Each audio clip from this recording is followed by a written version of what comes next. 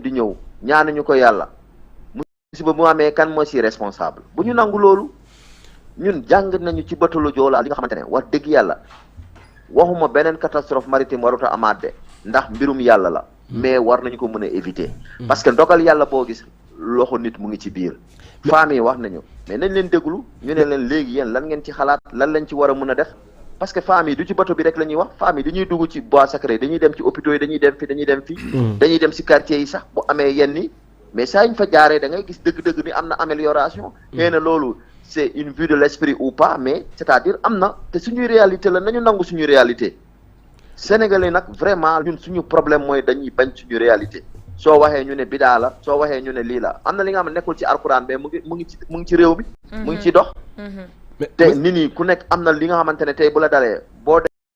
demee ci alxuraan amoo saafara bi pour faj ko am na leneen li nga xamante ne xëy na ci diine keneen la nekk sax te boo ci demee nga am mu saafara sa jàngoro donc nañu am suñuy gëm-gëm te suñuy gëm-gëm yooyu ñu am fuñ ko teg te gëm ko. mais Madia est-ce que jàppoon ne def alerte bi ci jamono joo xamante ne ñu ngi waajal tabaski ren ñu wax ne tabaski ak Popenguine dafay coïncider et que li jëm ci li nga xamante ne moo di transport bi dina xaw a compliqué trop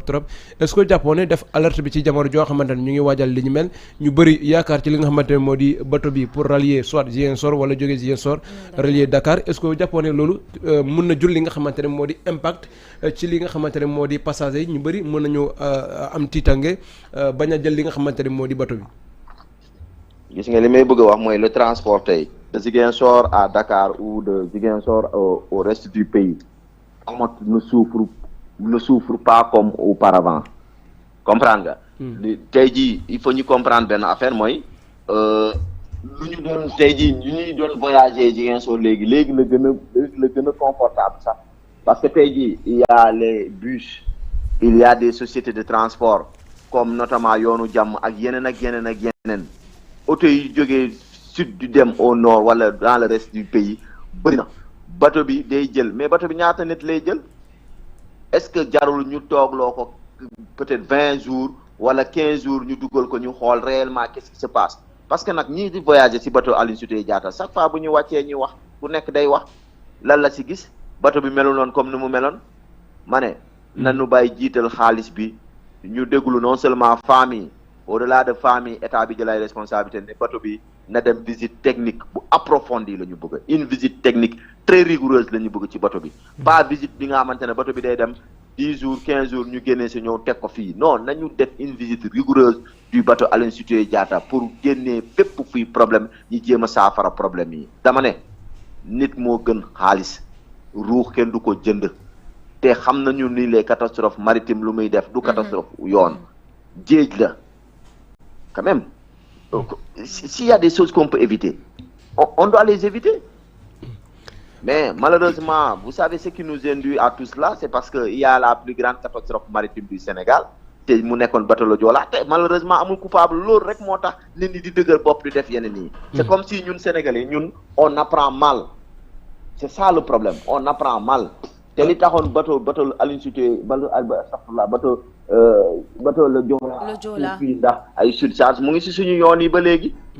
bateau yi au moins ñoom jël nañu ay motukaay yi nga xamante ne bateau dootul surchargé ci Sénégal loolu ñoom am nañ ci jàngat mais leneen li mooy les erreurs techniques là wala li nga xamante ne nit ñi yaakaar nañu ni bateau bi am na fi nga xamante ne waru foo mën a yegg nañu déglu nit ñi surtout magu xamoon naa ko magu waxoon naa ko moo gën magu xamoon naa ko. monsieur Sané beneen actualité boo xamante ne mu ngi jur polémique foofu ci Ziguinchor rawatina fële ci Cabrousse mooy l'interdiction brandie par le préfet tere li nga xamante ne moom moo di la fête du 1er mai boo xamante ne chaque année dañ ko doon amal fële ci hôtel bu nekkee fële ci Cabrousse ren ñu ne undu mayo du am ban appréciation ngay def par rapport ak li nga xamante ne moo di cette mesure administrative boo xamante ne ñu bëri xëy na préparé woon nañ parce que c'est un événement aussi qui accueille beaucoup de monde foofu ci Cabrousse ban appréciation ngay def et aussi nan nga gisee li nga xamante ne moo di cette mesure administrative. merci beaucoup man dëmb dama lay wax Samb ak yéen mi nekk ci plateau bi bu mbir mi amee ba ñun ñu partager ko tamit partager arrêté bi parce que loolu yoon la si ñun s'il y a des informations wala des arrêtés qu'on les partage sama téléphone day sonné mel ni man maay préfet bi jël ndogal bi te man duma ci lenn xëy na porteur de voix la moo tax man coup de fil yu ma ci am xëy na ñeneen ñi amuñu ko ak échange yu ma ci am ci WhatsApp bi xëy na ñeneen ñi amuñu ko waxuma nag man maa taxawaay bi nga xamante ne xëy na moo tax ma am ko mais xëy na visibilité bi sama page bi di am ak visibilité bi nga xamante ne contact yu ma am moo tax dëgg naa lu nekk nag ci affaire bi ku nekk indi ay raisons yu tax ñu bañ a interdire mais je pense que comme li may faral di wax ni nii ñun Vision Citoyenne dañoo gëm ni l'autorité day am ay information yi nga xamante ne yow la citoyen lambda amoo ñun yenn saa yi suñu bëgg-bëgg rek la ñu am moo tax yenn saa yi même buñ ñu nee interdiction de marche ñu kaas c'est très normal ñuy kaas yenn saa yi parce que am na interdiction parce que interdiction c'est très normal mais yow ki jël interdiction boobu noonu information yi mu am niveau bi mu nekk yow nekkoo ko deuxième bi mooy appréciation bi ma ci am je ne fais pas dans la langue de bois j'en fais une appréciation très très positive xam nga lan moo tax ma leen très positive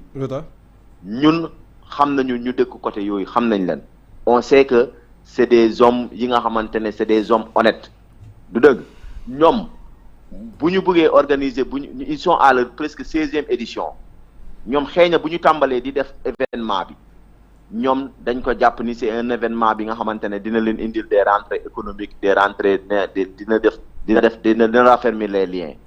mais tey événement bi yemul ci ñoom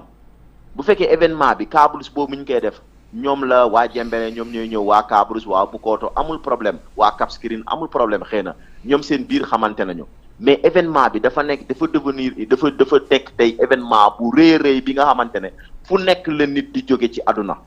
mais ku nekk kuy ñëw intention am lay indi lan moo tax événement bi tey mu yegg fi nga xamante ne nit ñi dañ koy préparer mel ni kuy préparer Tabaski te dëkkuñu Kabrousse ñenn ñi dëkkuñu Oussouye comme ni ma koy waxee dëkkuñu département de Oussouye mais fu nekk la ñuy jóge ci Sénégal pour ñëw pour fêter ko mais hydrobase amoon na fi interdire ñu ko lan moo tax c'est parce que dafa dem ba am yeneen ramification du dëgg donc damay ñaan toute la jeunesse ñuy déglu surtout l'autorité et ñuy respecter les décisions de l'autorité. mais événement bi c'est parce que ñoom autorités yi am nañ information yi nga xamante ne amuñu ko gis nga Magal Touba day am ñi nga xam dañoo jóg pour dem Magal sëriñ bi mais dafay am ñi nga xamante dañ fay dem pour sàcc du dëgg. dafa am ñi nga xamante ne leneen moo leen fa yóbbu lu dul loolu dëgg tey événement bi fa la toll même si bu fekkee nit ñi dañoo jàpp ni interdiction bi dafa waroon am bu yàgg mais comme on le dit mieux vaut tard que jamais. te gis naa ci réseaux sociaux yi ñeneen di ku nekk di ci wax ku nekk di ci indi sa apporter mais ñeneen ñi dañu bëgg traduire leurs besoins en connaissance te loolu mënta nekk bu traduire son besoin en connaissance mooy yow sa bëgg-bëgg rek ngay gis moom nga jàppee ni xam-xam la moo tax tu argumentes dans ce sens là. écoutez tey jii le Sénégal Sénégal tey dañuy ne changement le changement c'est dañ koy jàpp rek on ne peut pas vouloir le changement sans en être l'instigateur. Sénégalais dañoo bëgg changement te changement ci lan lay commencer mooy d'abord yenn affaires yi nga xamante ne mais bu gars yi waxee ay affaire de perversion ay affaire de mœurs mais dafa am fu ñu ko teg ñoom ñi nekk ci dëkk bi foofu ñoom xëy na loolu du seen intention mais ñiy jóge feneen di ñëw est-ce que mën nañ leen contrôler est-ce que li fay nekk ci yenn ci mais on a vu